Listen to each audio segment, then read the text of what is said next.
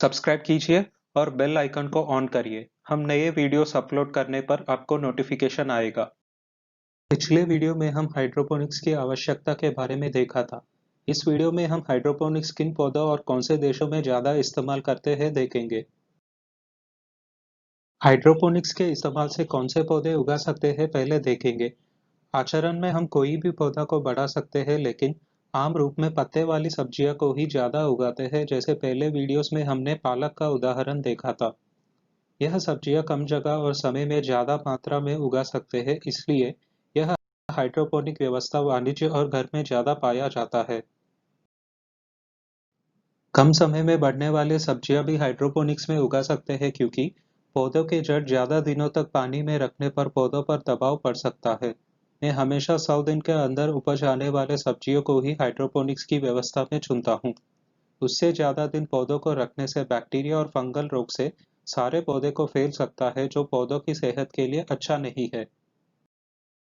अगले इस्तेमाल में दीर्घकाल तक ज्यादा रोग और कीटों की समस्या से प्रभावित हुए पौधों पर अनुसंधान और विशेष प्रयोग करना। इंटरस्टेलर चित्र में जब एक से लेके एक पौधा का सेहत खराब होने लगता है, तब कूपर नए ग्रहों की खोज में अंतरिक्ष का सफर शुरू करता है।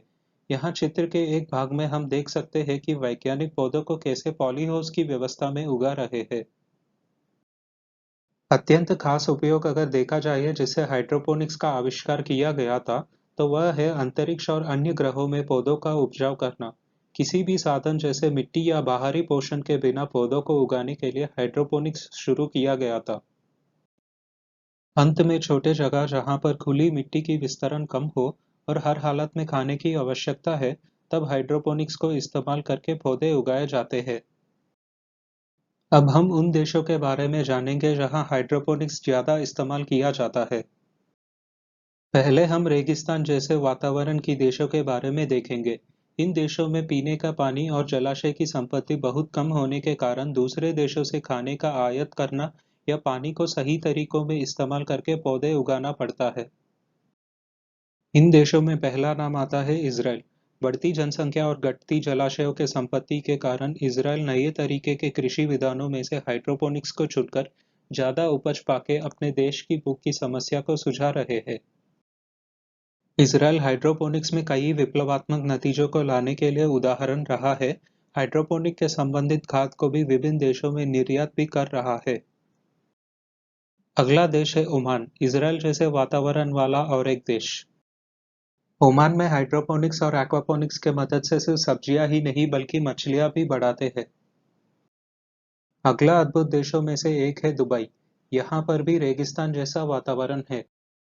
करोड़पतियों के इस शहर में कई एकड़ के जमीन एसी के इस्तेमाल करके सब्जियां उगाते हैं, जिससे दूसरे देशों से खाना को आयात करने पर भी इनको हाइड्रोपोनिक्स के द्वारा एसी में उगाने पर इनको और भी सस्ता पड़ता है।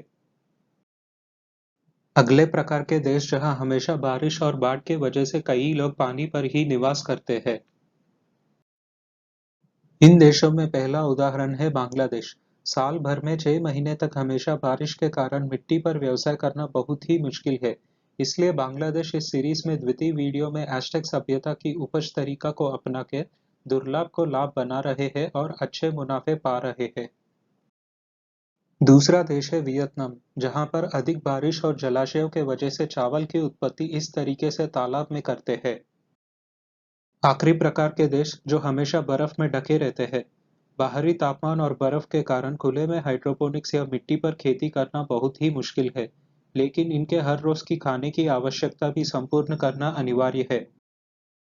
बहुत ज्यादा बर्फ होने के कारण अत्यंत साफ सुथरा पानी इन्हें बर्फ से मुफ्त में प्राप्त होता है, जिससे वे हाइड्रोपोनिक्स और एरोपोनिक्स की व्यवस्था में कई किस्म के पौधे को उगाते हैं और किसी भी अन्य देशों के ऊपर निर्भर नहीं होते हैं। कनाडा, रशिया, स्वीडन इत्यादि देश इस प्रकार के हाइड्रोपोनिक्स तरीकों को मिट्टी से ज्यादा इस्तेमाल करते हैं। अब कई देशों के विभिन्न वातावरण के परिस्थितियों को हमने देखा है। अब हम भारत जैसे देश में हाइड्रोपोनिक्स की आवश्यकता कहाँ ज्यादा विस्तरण में करना चाहिए, कमेंट सेक्शन में जरूर बताइए। अगर ये वीडियो आपको अच्छा लगा तो लाइक कीजिए और आपके हाइड्रोपोनिक खेती करने वाले दोस्तों के साथ शेयर कीजिए। धन्यवाद।